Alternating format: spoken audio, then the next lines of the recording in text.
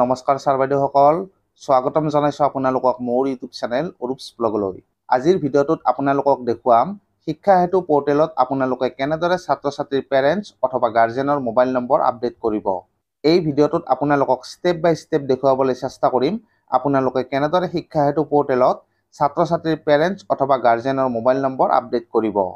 ইতিমধ্যে আপোনালোকে গম পাইছে যে যোৱা 12 মে 2024 তাৰিখে সমগ্ৰ শিক্ষা অসমৰ এক্সিকিউটিভ ডাইৰেক্টৰৰ ফালৰ পৰা এই সম্পৰ্কে এখন নিৰ্দেশনা পত্ৰ প্ৰকাশ কৰা হৈছে আৰু এই নিৰ্দেশনাৰ পাছতে এতিয়া প্ৰতিখন বিদ্যালয়ে প্ৰত্যেকজন ছাত্ৰ-ছাত্ৰীৰ পেৰেণ্টছ অথবা গাৰ্জেনৰ মোবাইল নম্বৰ শিক্ষা হেতু পৰ্টেলত আপডেট কৰিব লাগিব। এই কামখিনি কেনেদৰে কৰিব সেই গোটেইখিনি কথা মই আপোনালোকক এই ভিডিঅ'টোত ষ্টেপ বাই ষ্টেপ দেখুৱাবলৈ চেষ্টা কৰিম। এই ভিডিঅ'টো চোৱাৰ পিছত আপোনালোকে অতি সহজে এই কামখিনি কৰিব পাৰিব। তো বলক এতিয়া পলম নকৰি ভিডিঅ'টো আৰম্ভ কৰোঁ। তো ছাৰ বাইদেউসকল, শিক্ষা হেতু পৰ্টেলত ছাত্ৰ-ছাত্ৰীসকলৰ পেৰেণ্টছ অথবা গাৰ্জেনৰ মোবাইল নম্বৰ আপডেট কৰিবলৈ আপোনালোকে প্ৰথমে যিকোনো এটা ব্ৰাউজাৰত গৈ শিক্ষা হেতু পৰ্টেলত লগ ইন কৰি ল'ব। মনত ৰাখিব, এই কামখিনি আপোনালোকে শিক্ষা হেতু পৰ্টেলত কৰিব লাগিব, শিক্ষা হেতু এপত নহয়। শিক্ষা হেতু পৰ্টেলত নিজৰ বিদ্যালয়খন লগ ইন কৰাৰ পাছত আপোনালোকে স্ক্ৰীনত দেখাৰ দৰে এনেদৰে দেখা পাব।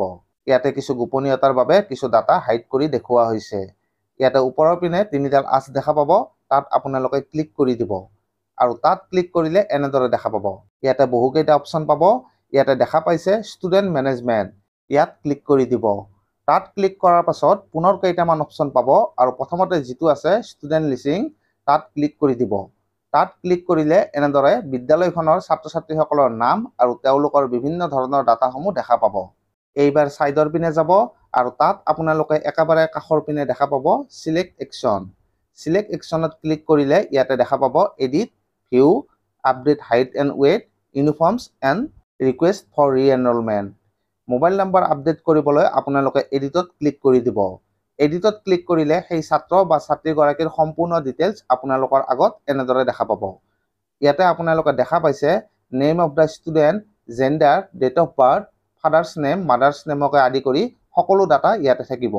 ইয়াতে তলৰ পিনে আপোনালোকে দেখা পাইছে মোবাইল নম্বৰ আৰু ইয়াতে দেখা পাইছে সেই ছাত্ৰ বা ছাত্ৰীগৰাকীৰ মোবাইল নম্বৰটো অলৰেডি আছে। এই মোবাইল নম্বৰটোৰ কাষতে এডিট অপশ্যন আছে। প্ৰথমতে আপোনালোকে মোবাইল নম্বৰটো ভেৰিফাই কৰিব লাগিব। যদিহে মোবাইল নম্বৰটো ঠিকে আছে তেন্তে একো কৰিব নালাগে। কিন্তু যদিহে ছাত্ৰ বা ছাত্ৰীগৰাকীৰ পেৰেণ্টছ অথবা গাৰ্জেনে মোবাইল নম্বৰ সলনি কৰিছে বা বৰ্তমান যিটো মোবাইল নম্বৰ দিয়া হৈছে সেইটোৰ লগত ইয়াত থকা মোবাইল নম্বৰটোৰ কোনো সামঞ্জস্য নাই, তেন্তে এডিট অপশ্যনত গৈ নতুন মোবাইল নম্বৰটো বহুৱাই দিব আৰু এইখিনি কাম কৰাৰ পিছত একেবাৰে তলৰ পিনে যাব আৰু তাত দেখা পাব নেক্সট। নেক্সটত ক্লিক কৰিলে পুনৰ এটা নতুন পেজ খোল খাব। এইবাৰো আপোনালোকে নেক্সটত ক্লিক কৰিব। এনেদৰে যিমানটা পেজ খোল খাব প্ৰতিটোৰে তলৰ পিনে থকা নেক্সটত ক্লিক কৰি গৈ থাকিব আৰু একেবাৰে শেষৰ পেজটোত দেখা পাব ছাবমিট।